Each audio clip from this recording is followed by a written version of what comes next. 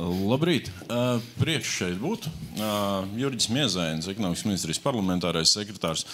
Man teica, lai es runāju vismaz 8 minūtes. Es centīšos to izdarīt un īstenībā mēģināt kaut kā ievirzīt to, kas arī noteikti ekonomikas ministrija interesē vairāk no uzņēmēju vidus un kur tad slēpjas tās bažas un satraukumi un kur mēs varam varbūt īstenībā, teiksim, nacionālā līmenī rast kaut kādus risinājumus, ja, protams, tas būs iespējams.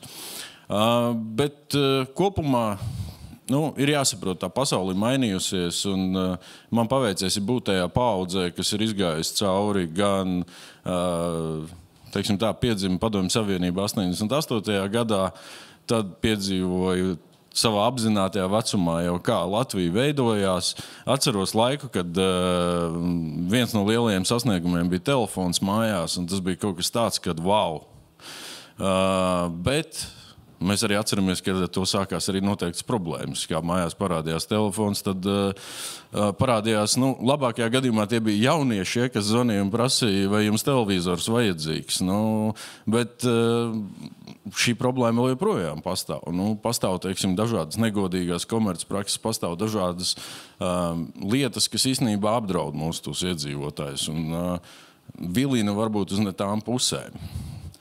Tad tālāk, teiksim, ejam pa gadiem uz priekšu, 2000. gadi, un parādās internets.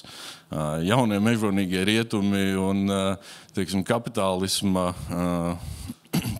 tāds izaicinājums digitālajā vidē sāka iegūt tās aprises. Un sākumā, protams, kad, kā jau mežonīgos rietumos, nekas nav regulēts, viss notiek. Pats atceros arī MP3 formāts, ka parādījās, tas bija taču super. Vairāk nav kaseti jātina ar zīmolu atpakaļ. Viņš taču visur ir pieejams, visur var noklausīties, leju pielādēt. Un pēc tam cilvēks saprot, bet tas īstenībā ir tā, kad fiziskajā dzīvē mums jāiet uz veikalu, jāpērk. Katrs kasetes tiek samaksāts kaut kāds noteikts nodoklis, priekšmākslinieki, kā viņa alga par darbu. Tad sākās īstenībā viss šis ceļojums. Un gadiem ejot, digitālā vide ir aizņēmusi daudz lielāku un būtiskāku nozīmi. Godīgi teikšu, pat arī ne tikai pakalpojumu jomā, bet jau arī noteikti digitālo produktu jomā. Un likumdošana ir tāda lieta, kad viņa, ja paprasīs uz kāju bāzēt Latvijas likumdošanu, tad mēs tur sāksim griezties tālā pagātnē un sāksim runāt par 14. gadsimtu un pirmsākumiem. Viņa ir lēna. Viņa netiek līdz inovācijai. Bieži vien tā ir, tas pat ir labi bieži vien, bet bieži vien tā ir nopietna problēma. Un tā problēma slēpjas tajā riskā, kas ir cilvēku drošība. Un kā pasargāt cilvēkus kopumā, ja fiziskajā vidē mēs to esam gadiem ejot un gadu desmitiem ejot iemācījušies diezgan labi, tad digitālajā vidē mēs visu laiku dzirdam, ir bijuši krāpšanas gadījumi, ir internetveikali, kas nepiegādā preces, ir milzīga, teiksim, tā daļa, kas izmanto šo iespēju negodprātīgi, bet tas ir tas darbs piliens medus mucē tiem, kas savukārt izmanto godprātīgi. Un politiķu izaicinājums vienmēr būs tas, kā mēs varam sakārtot, neizdarot pāri godprātīgajai sadaļai, bet ierobežot un samazināt to apdraudējumu tieši patērētājiem. Un tad viens no šiem instrumentiem ir tas, par ko mēs šodien runājam. Šis digitālā pakalpojuma akts, kas ir viena no daļām. Tā ir tikai viena no daļām no kopējiem instrumentiem, bet šī daļa ir nozīmīga tajā ziņā, ka viņa attieksies uz visu Eiropas Savienību. Katrā dalību valstī būs kāda institūcija, kas viņu ieviesīs. Bet, teiksim, tie lēmumi visi būs daudz skaidrāki, pamatotāki, ar vienādākiem vai vienādiem, precīzāk sakot, kritērijiem un pazudīs noteikti subjektivitātes elementi. Vai tas ir labi vai slikti, tas laikam ir tā sadaļa, ko šodien vajadzētu izdiskutēt. Un tas, pie kā mums vajadzētu nonākt, ir, lai mēs ieviešam labi. Lai mēs neizdaram, ir tāds vēl viens termins, ja drīkst, tad angļu valodā gold plating. Mēdz būt tā, ka valstis kādu jaunu normatīvu aktu, Latvija nav izņēmums, būsim godīgi, Latvija šajā ziņā iespējams varētu būt pat čempioni.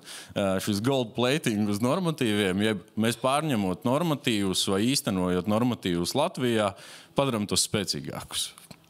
Un tad savukārt mēs pazūdam kaut kur tajā līdzsvarā starp mērķi un to atvieglojumu, un beigās mēs to medus mucu, ja, kurā mēs gribam izķert tos darbus pilienus, kas tur pil iekšā, mēs to medus mucu varbūt samazinam vai nogriežam vai atstājam bez vāka.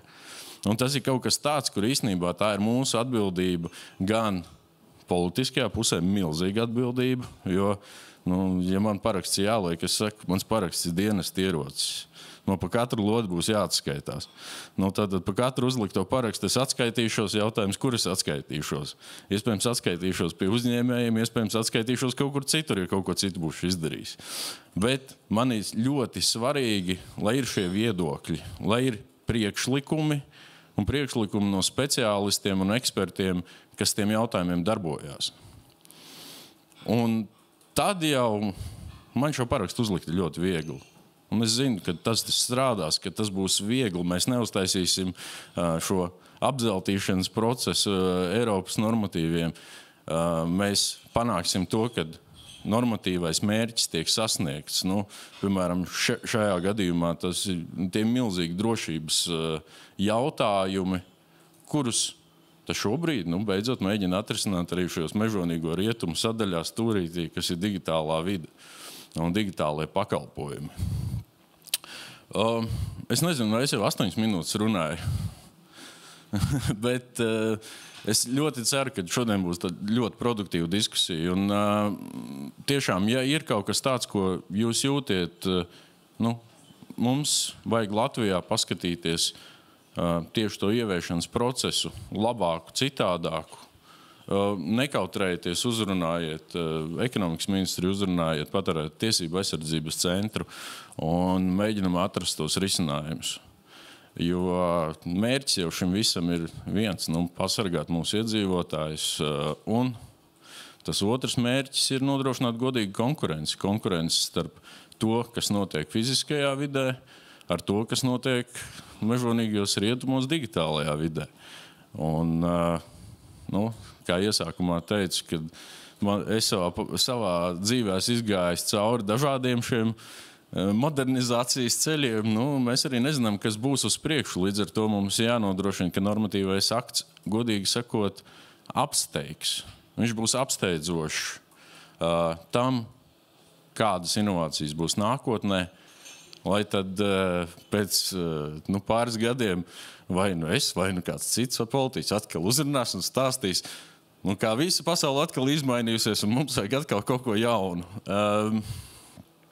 Tā kā mums ir kopā milzīgs uzdevums un liels paldies dalībniekiem un vēlu veiksmi patērētāju tiesību aizsardzības centram un Baibai Vitoļiņai, kura būs tad mums tā galvenā Latvijā par šo visu ieviešanas procesu, īstenošanas procesu. Esiet, teiksim tā, saudzīgi, lūdzu, esiet saudzīgi. Un, ja ir kaut kas tiešām tāds, tad uzrunājiet ekonomikas ministriju, patērētāju tiesību aizsardzības centru. Es domāju, mēs tiksim pie risinājumiem. Paldies! Paldies!